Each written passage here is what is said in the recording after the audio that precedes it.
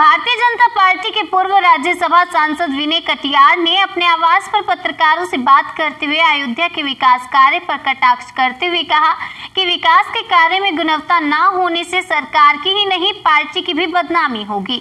वहीं अयोध्या के विकास के लिए बनाई गई परियोजनाओं और निर्माण कार्य में भ्रष्टाचार की आशंका जताते हुए विनय कटियार कहते हैं कि निगरानी होनी चाहिए, क्योंकि इतना बड़ा काम है लेकिन निगरानी में भी भ्रष्टाचार न होने पाए, इसकी चिंता करने की जरूरत है। उन्होंने उदाहरण देते हुए कहा, राम की पैड़ी पर इतनी निगरानी हुई लेकिन निर्माण कार्य टूट गया। सारे लोग आए, मुख्यमंत्री आए, उनको दिखा भी दिया, ऊपर से बहुत अच्छा काम हो रहा है, लेकिन मसाला ऐसा डाल दिया कि एक ही बार में टूट गया, काम खत्म हो गया। ऐसा काम नहीं होना चाहिए। ऐसा काम करने वालों को दंडित किया जाना चाहिए। जिनके ठेके हैं उनको ब्लैक लिस्टेड करना चाहिए, उनसे रिकवरी करनी चाहिए और उन्हें जेल में डाल दिया जाना चाहिए।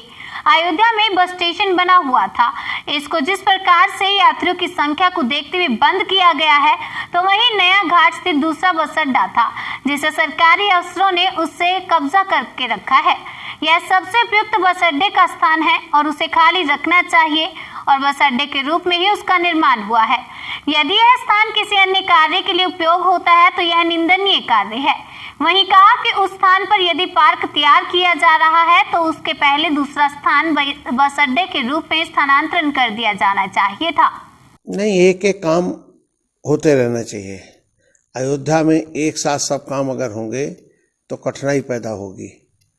इसीलिए जो भी विकास का काम हाथ में लिया जाए उसको पहले पूरा कर दिया जाए और उसकी गुणवत्ता पर विशेष ध्यान दिया जाए। जैसे राम की पैड़ी में हो गया है, मैंने सुना है, मोटर चलाया गया, उसकी सीमेंट ही बह गई, सरिया दिखाई देने लग गई। तो ऐसे अगर काम होंगे तो सरकार की बदनामी भी होगी, पार्टी की भी बदनामी होती है। गुणवत्ता को ध्यान में रखते हुए और अतिशीघ्र काम हो उस पर ध्यान दिया जाए। नहीं, कोई कठिनाई होगी इसीलिए हैंडओवर नहीं कर रहे हैं। अभी पूर्ण निर्माण नहीं हो पाया होगा, तो निर्माण हो जाए तभी हैंडओवर करेंगे। लेकिन ये शहर का बस अड्डा पुराना बना हुआ था, इसको जिस प्रकार से यात्रियों की संख्या को देख करके बंद किया गया है, तो इसके अलावा दूसरा बस अड्डा वो था जहाँ राम की पैड़ी है वहाँ पर था। तो वो बस अड्डा सरयू नदी के किनारे बना हुआ है, उसका उपयोग होते रहना चाहिए था। सरकारी अफसरों ने उस पर कब्जा करके रखा है। ये सबसे उपयुक्त बस अड्डा है और उसको खाली करना चाहिए।